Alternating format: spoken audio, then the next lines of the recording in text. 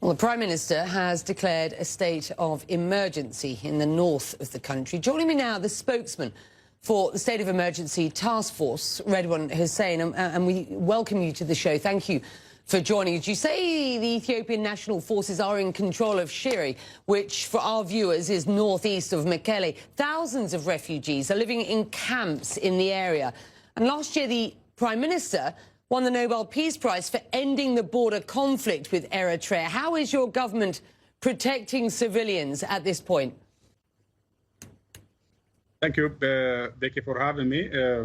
Yes, as you just right said, there had been an attack on our defense forces, which have been very much unbecoming and Prisoners Act.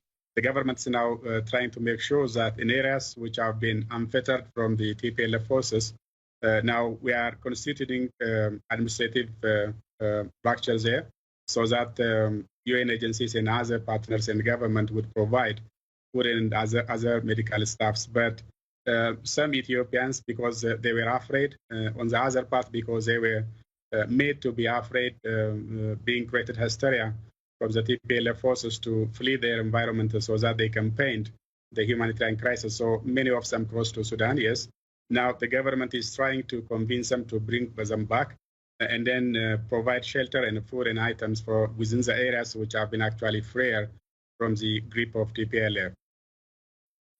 So the United Nations says delivery of humanitarian supplies in Tigray remains, and I quote them here, impossible. The region has been sealed off and it is running out of food. Your government and you yourself have said corridors are being established. So why is the UN saying it is still impossible to get aid in?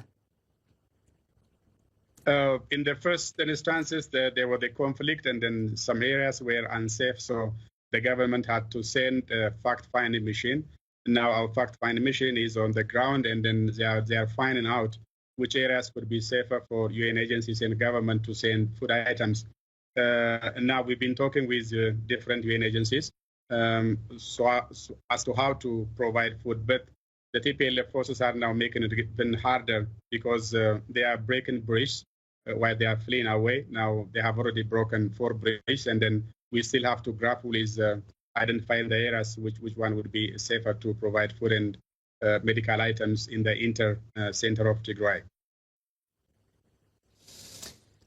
You have accused Tigray's People's Liberation Front forces of sheltering military equipment in schools, in mosques, in churches, and that the Ethiopian government is avoiding those. You have so far not provided any evidence of this, and CNN has been unable to verify that. What evidence do you have that that is what the forces are doing? That is where they are sheltering?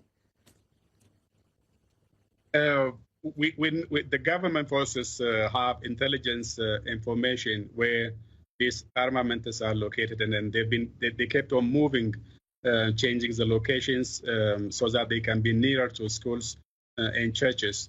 No, you can witness we have a week-long airstrike, and then no person have been actually died because of this strike. So that tells you, one, there is a very precision target.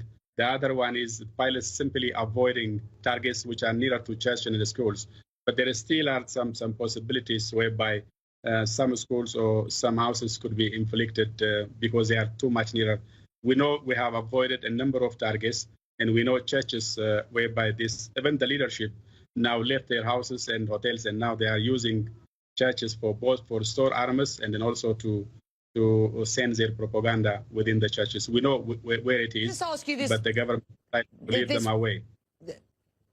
Let me ask you this one question very, very briefly. The Tigray People's Liberation Front forces are not unfamiliar to the Ethiopian government. And where does this go? How does this end, sir?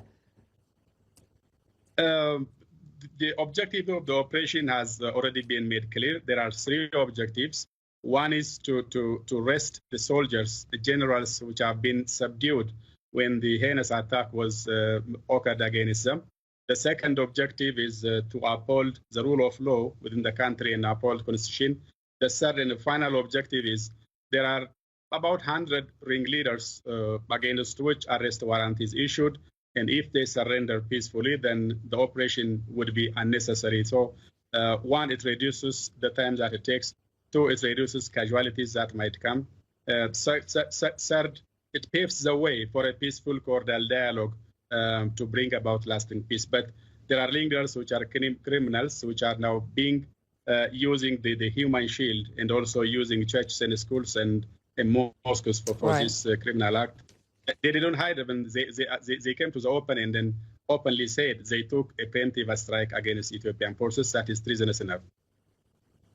Okay, sir, I'm going to have to leave it there. I've got to take a break. But for the benefit of those who are being displaced by this conflict, we hope that a ceasefire will happen sooner rather than later. Thank you, sir.